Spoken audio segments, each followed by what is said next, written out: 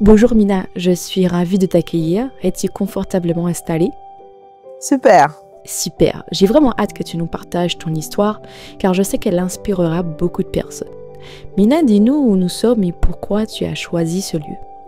Alors nous sommes près du site de Caen, enfin, près de la rivière. Donc j'ai choisi ce lieu parce que déjà j'aime la rivière. Donc je suis une des rares antillaises qui n'aiment pas du tout la mer. J'aime pas la mer. Mais bon, voilà, j'aime beaucoup la rivière. Je suis vraiment une fille de l'eau douce. J'aime le froid. J'aime l'eau glacée. Donc voilà, j'aime beaucoup cet environnement de tranquillité, de paix, d'entendre le bruit de l'eau qui coule. Voilà, j'aime beaucoup ça. Il faut aussi savoir que cet environnement, c'est le mien parce que j'habite pas loin. Je suis dans ce quartier. Donc depuis petite, je connais cet endroit.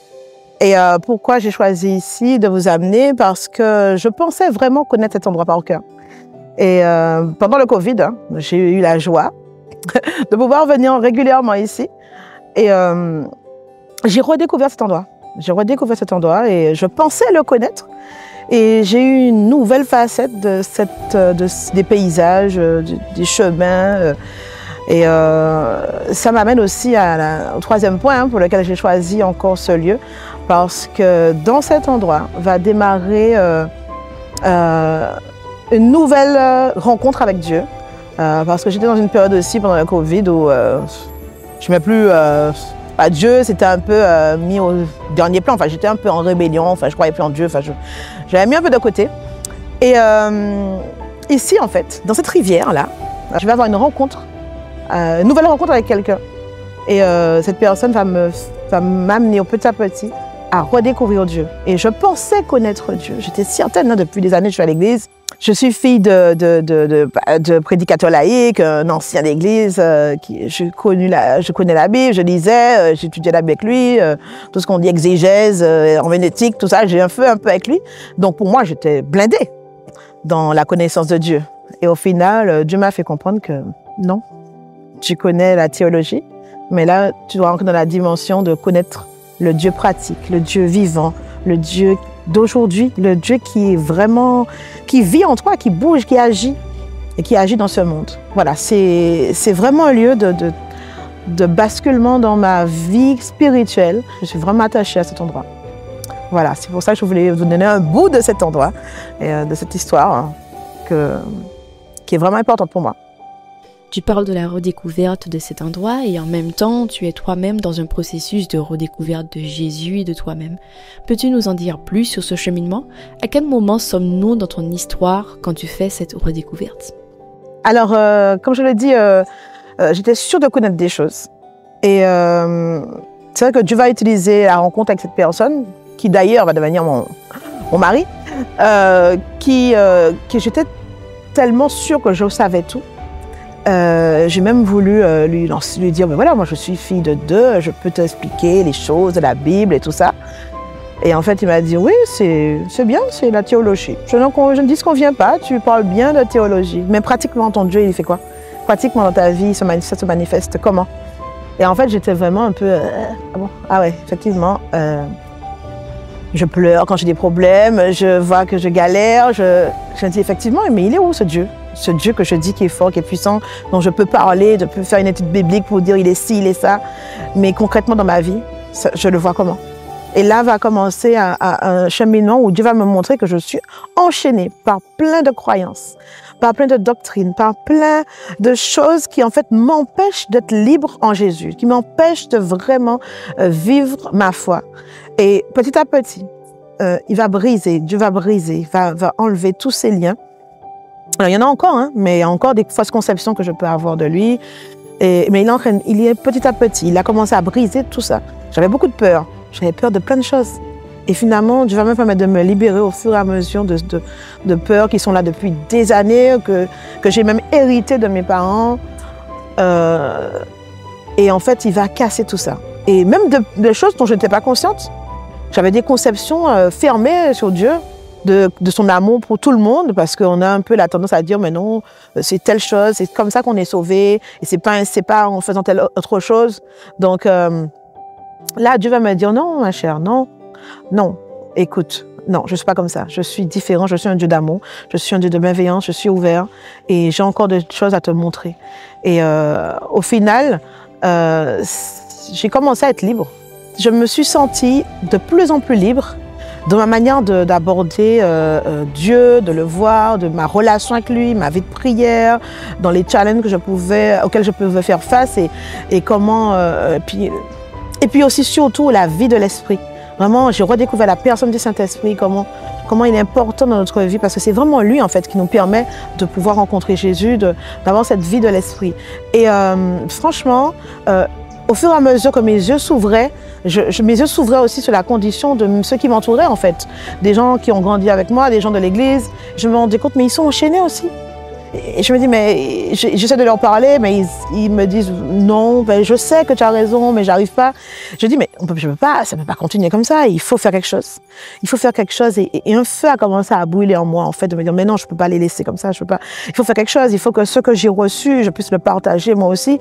Je ne peux pas, les conceptions étriquées dans lesquelles nous sommes, ça nous empêche de vivre pleinement notre foi, notre joie en Christ. Et d'ailleurs, j'ai un podcast qui le dit, qui fait notre grâce, qui fait ta grâce. Et vraiment, je me disais, mais il faut qu'il kiffe aussi la vie en Jésus. Et de là, en fait, Dieu va mettre un feu en moi pour pouvoir partager ça, en fait, avec les autres. Ce fait que Dieu a mis en toi, comment se manifeste-t-il aujourd'hui? Quels sont tes projets? Il me semble justement que tu es à la tête de plusieurs initiatives. Alors, effectivement, ce feu ardent qui brûlait en moi, ça a pris la forme d'un ministère qui s'appelle le ministère revêtu de grâce. Et vraiment, Dieu m'a vraiment fait comprendre qu'il va falloir que toi-même tu sois revêtu. Je vais te revêtir, Mina, je vais te revêtir, mais de ma grâce. Ma grâce, c'est... Tu ne mérites pas, en fait. Tu ne mérites pas ça, cette grâce. Mais je vais te l'offrir.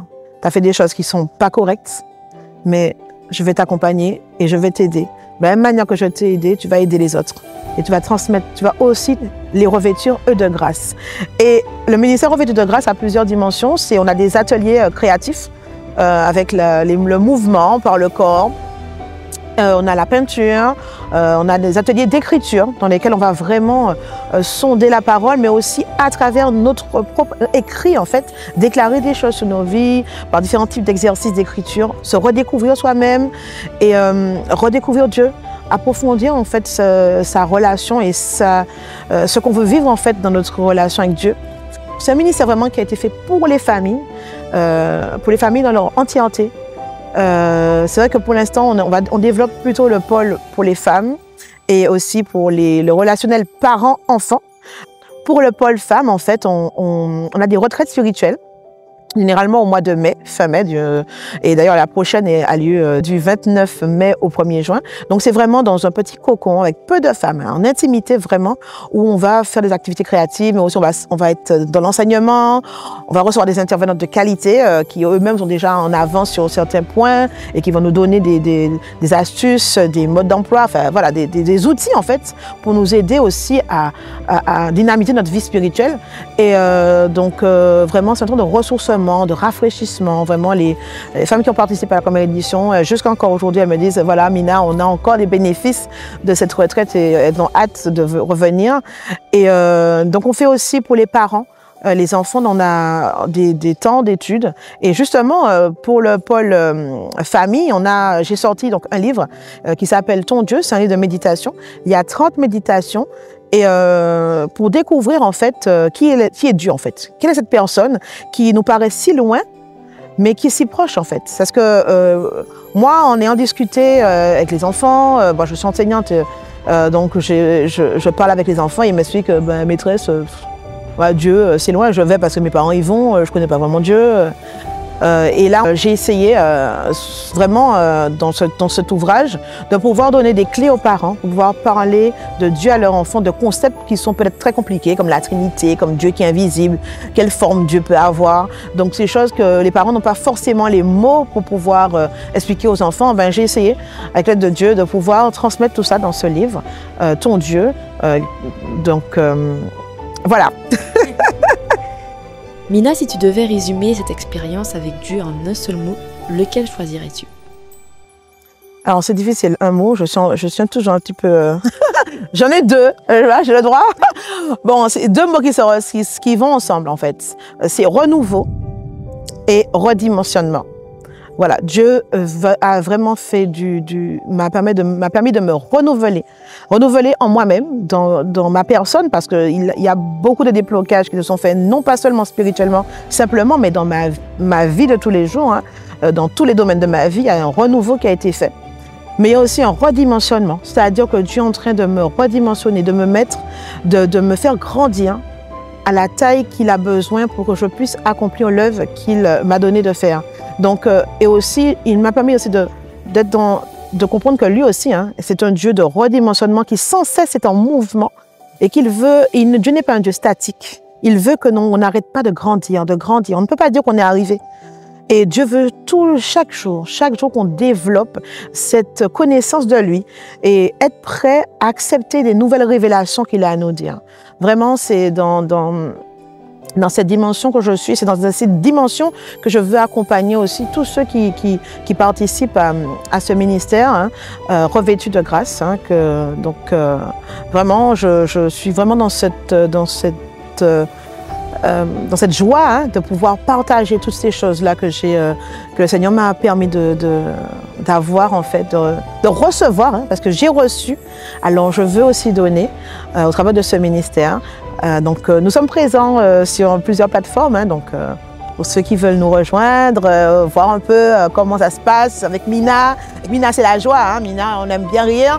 Donc, voilà, donc c'est vraiment une nouvelle façon d'accueillir le Seigneur. Donc, on est disponible sur tous les réseaux sociaux, donc voilà. En tout cas, Mina, nous ne manquerons pas de suivre les aventures de ton ministère. Je suis certaine qu'après cette discussion, des femmes et des familles souhaiteront te contacter pour bénéficier de ce travail inspirant. Je te souhaite une belle continuation dans ton ministère, que tu puisses briller comme Dieu t'a appelé à le faire et je te dis à bientôt.